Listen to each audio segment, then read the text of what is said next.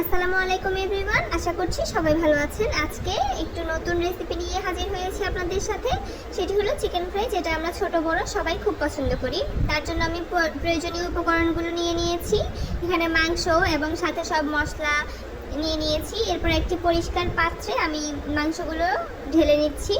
এখানে মাংসগুলো পরিষ্কার করে ধুয়ে পানি ছাড়িয়ে নিয়েছিলাম। এরপর এখানে আমি লেবু দিয়ে দিচ্ছি। এরপর এখানে আমি ক্রমে ক্রমে সবগুলো মশলাই অ্যাড করে দিব। এখানে মরিচের গুঁড়ো, ধনিয়া গুঁড়ো, আর হচ্ছে আদা বাটা, রসুন বাটা, আর পরিমাণ মতো লবণ ছিল, ব্যাস এটুকুই। এরপর এগুলো সব কিছু মিক্স করে আমি এখানে এটা ম্যারিনেট করে নিব। একটা ডিমও দিয়ে দিচ্ছি আর সয়া সস দিয়ে দিচ্ছি। এরপর এগুলো ম্যারিনেট করে নিব ভালো করে মেখে। ম্যারিনেশনের জন্য আমি কিছুক্ষণ এখানে ঢেকে রেখে দেবো।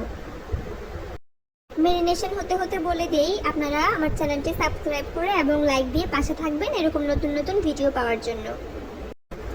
তো এরপর চলে এসেছি কিছুক্ষণ পরে, একটি বড় পাত্রে ম্যারিনেট করা মাংসগুলো ঢেলে নিয়েছি এবং এখানে চালের গুঁড়ো মিক্স করে নিয়েছি। অন্য একটি প্যান আমি চুলায় দিয়ে গরম করে নিয়েছি এবং এতে তেল গরম করে আস্তে আস্তে করে সবগুলো ম্যারিনেট করা মাংস দিয়ে দিচ্ছি। এখানে চুলার আঁচটা প্রথমে তেল গরম করার সময় হাইতে রাখতে হবে, এরপরে একদম লো আছে এগুলো আস্তে আস্তে ভেজে দিতে হবে, নাহলে কিন্তু ভিতরে ভাজবে না, উপরেরটা কালো হয়ে যাবে।